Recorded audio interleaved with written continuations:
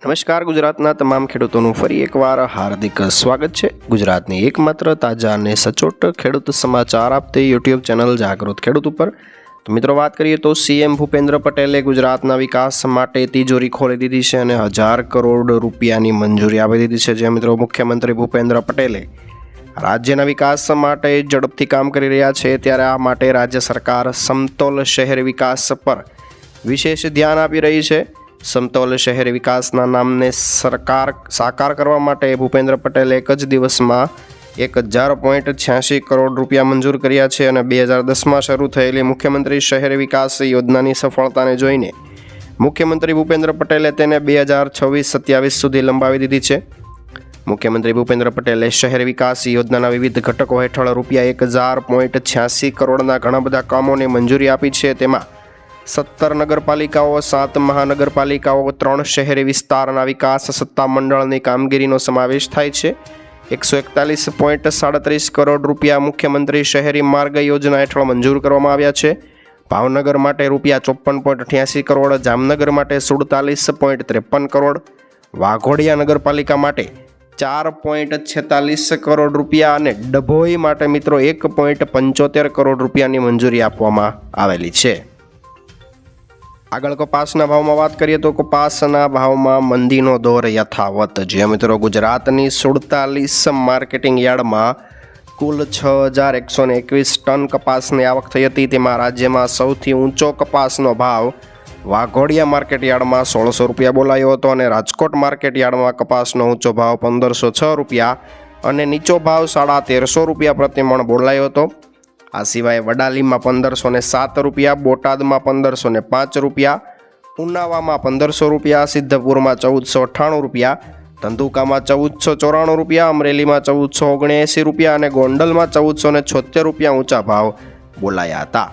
તો વાત કરીએ તો મિત્રો 2025ના વર્ષમાં અન્ન પુરવઠા તંત્ર ચણા અને મગદાળને પેકેટ સ્વરૂપે આપવાની શરૂઆત કરવાની છે। રેશન કાર્ડ ધારકો માટે મોટા સમાચાર કહી શકાય। તો વિડીયોને અંત સુધી નિહાળજો। શું છે સમગ્ર સમાચાર આપણે જોઈએ તો અનાજ વિતરણમાં થતી ગેરરીતિ અટકાવવા માટે નવા વર્ષથી પુરવઠા વિભાગ તબક્કાવાર પેકેટમાં અનાજ આપવાની શરૂઆત કરશે। તેમાં પ્રથમ ચણા અને મગદાળને પેકેટમાં આપવાની શરૂઆત થઈ શકે છે। નવી પદ્ધતિ સફળ થાય ત્યારબાદ અન્ય અનાજને પણ પેકેટમાં આપવા માટે પુરવઠા તંત્ર આગળ વધશે। રેશનિંગના અનાજ પુરવઠામાં તુવેર દાળ આપવામાં આવે છે, પરંતુ કેન્દ્ર સરકારે 7400 ટન પુરવઠો મોકલ્યો છે। તે ગુણવત્તા વગરનો હોવાથી ગ્રાહકોને આપી શકાય તેમ નહીં હોવાથી તે કેન્દ્ર સરકારને પરત કરવામાં આવશે। તો 2025ના વર્ષથી પુરવઠા તંત્ર વિતરણ વ્યવસ્થાને વધારે ચુસ્ત કરવા જઈ રહી છે અને વિતેલા વર્ષમાં અવારનવાર રેશનિંગ દુકાનદારો દ્વારા લેભાગુ તત્વો સાથેની મિલીભગતના કારણે ગ્રાહકોને આપવામાં થતો અનાજનો જથ્થો બારોબાર વેચી નાખવામાં આવતો હોય તેવું બહાર આવ્યું હતું। તેને કારણે ગ્રાહકોને નિર્ધારિત પુરવઠો નથી મળતો। આના કારણે પેકેટમાં રેશનિંગનું અનાજ આપવાની શરૂઆત કરવામાં આવે છે અને હાલ ચણા અને મગદાળને જ તેમાં આવરી લેવામાં આવી રહી છે।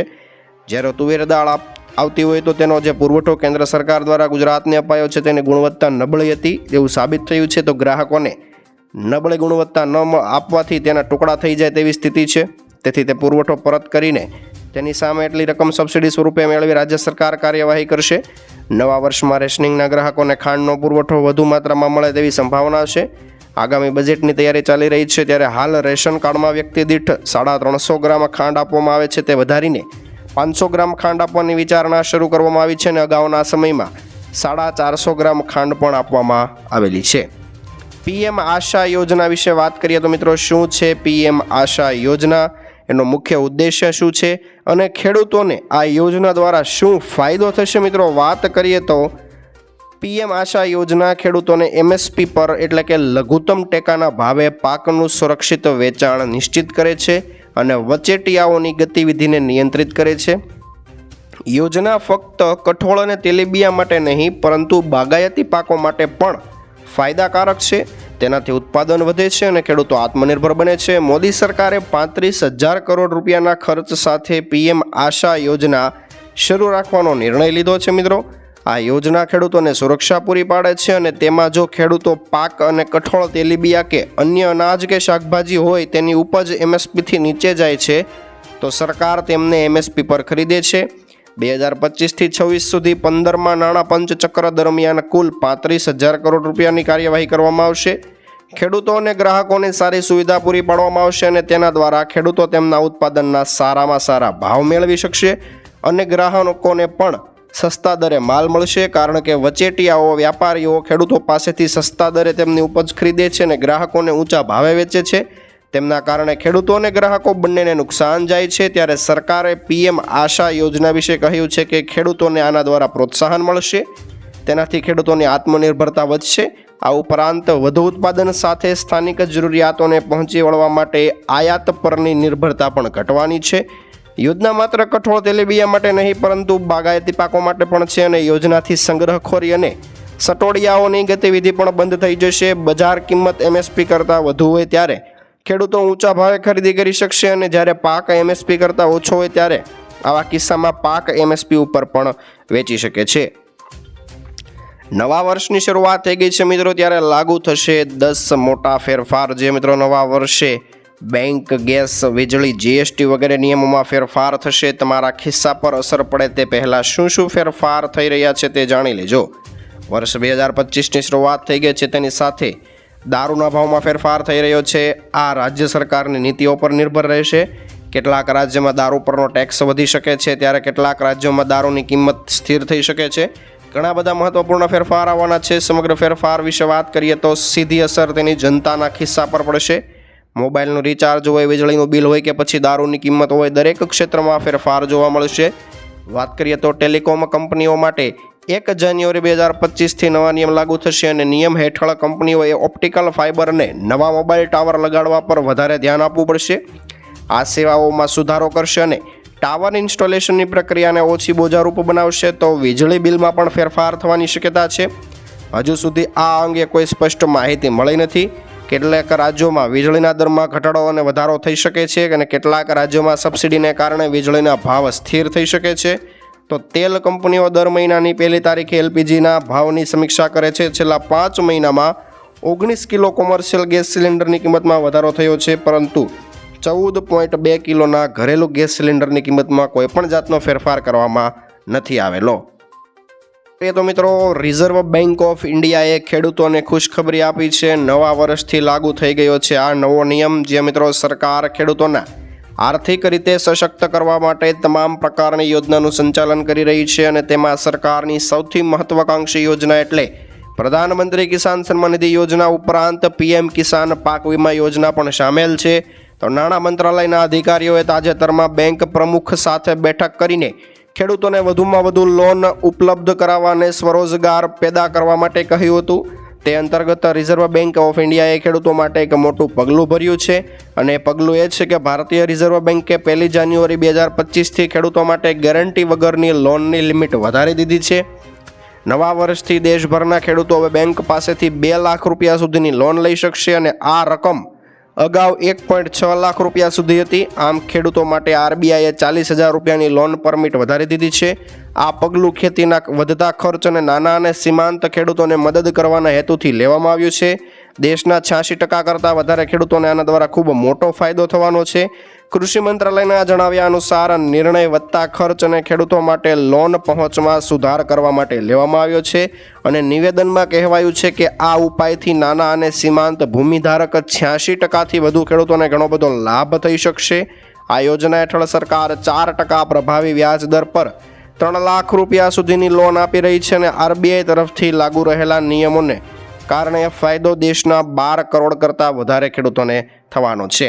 તો વાત કરીએ તો નવા વર્ષમાં ખેડૂતોને લાગવાનો છે એક મોટો ઝટકો। જે મિત્રો આટલી મોંઘી થઈ શકે છે DAPની એક થેલી। વિડીયોના અંત સુધી નિહાળજો અને શું તમે DAP ખાતરનો ઉપયોગ કરી રહ્યા છો કે નહીં? જો તમે DAP ખાતરનો ઉપયોગ કરતા હોય તો કમેન્ટમાં જય માતાજી કરીને તમારા ગામનું નામ લખી દેજો। તો નવા વર્ષની શરૂઆત ખેડૂતો માટે ચિંતાજનક છે। હકીકતમાં નવા વર્ષમાં DAPના ભાવમાં વધારો થવાની અપેક્ષા છે।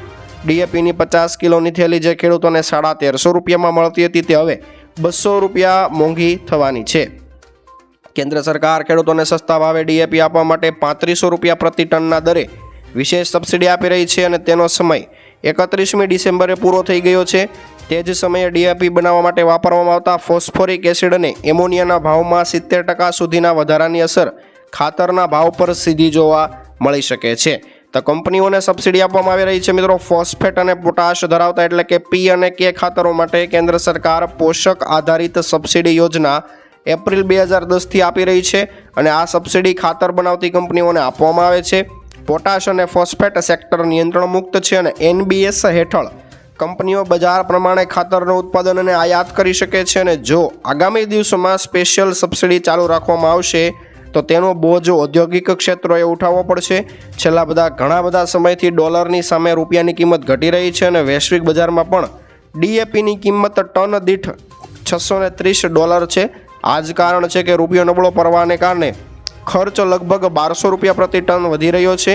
આવી પરિસ્થિતિમાં જો સબસિડી પણ બંધ કરી દેવામાં આવશે તો ખર્ચમાં પ્રતિ ટન આશરે 4700 રૂપિયાનો વધારો થશે અને તેના કારણે દરેક થેલી ઉપર 200 રૂપિયા વધારે બોજો ખેડૂતોને પડશે। એટલે કે ડીએપીની થેલી 200 રૂપિયા સુધી મોંઘી થઈ શકે છે। સૌથી મોટા સમાચાર આવ્યા છે 2000ના હપ્તાની રાહ પૂરી, આટલી તારીખે પૈસા આવવાના છે। વિડીયોને અંત સુધી જોજો મિત્રો, કઈ તારીખ છે, શું વાત છે જોઈએ તો મહત્વના સમાચાર સામે આવ્યા છે કે ખેડૂતોને આર્થિક સહાય પૂરી પાડવા માટે સરકારે વર્ષ 2019માં પ્રધાનમંત્રી કિસાન સન્માન નિધિ યોજના શરૂ કરી છે। દેશના 13 કરોડ કરતાં વધારે ખેડૂતોએ આ યોજનાનો લાભ લીધો છે। યોજના હેઠળ સરકાર લાભાર્થી ખેડૂતોને વાર્ષિક 6000 રૂપિયા આપે છે અને ડાયરેક્ટ બેનિફિશિયરી ટ્રાન્સફર હેઠળ લાભની સીધી રકમ ખેડૂતોના ખાતામાં મોકલે છે। વાત કરીએ તો સરકાર દ્વારા 18મો હપ્તો ઓક્ટોબર મહિનામાં મોકલવામાં આવ્યો હતો અને દર 4 મહિનાના અંતરાલે હપ્તા આવવા લાગ્યા છે। આવી પરિસ્થિતિમાં મીડિયા રિપોર્ટ્સને ગણતરીના આધારે 2024નો છેલ્લો હપ્તો જે બાકી છે તે ફેબ્રુઆરી મહિનામાં 19મો હપ્તો આવી શકે છે અને કેવાયસી ખેડૂતો માટે જરૂરી છે, પરંતુ દેશના કેટલાક ખેડૂતો પ્રધાનમંત્રી કિસાન સન્માન નિધિ યોજનાના 19મા હપ્તાનો લાભ લેવાનું ચૂકી શકે છે, કારણ કે સરકારે યોજનાને લઈને પહેલેથી જ માહિતી જાહેર કરી દીધી છે કે જે ખેડૂતોને કેવાયસી નથી કરાવેલું તે તમામે ફરજિયાત કેવાયસી કરાવી લેવું પડશે, નહીંતર તેમને 19મો હપ્તો નહીં મળે। તો આ આજના મુખ્ય સમાચાર, નવા સમાચાર સાથે ફરી એકવાર મળીશું। ત્યાં સુધી જોતા રહો આપણી યુટ્યુબ ચેનલને। જય કૃષિ વિજ્ઞાન।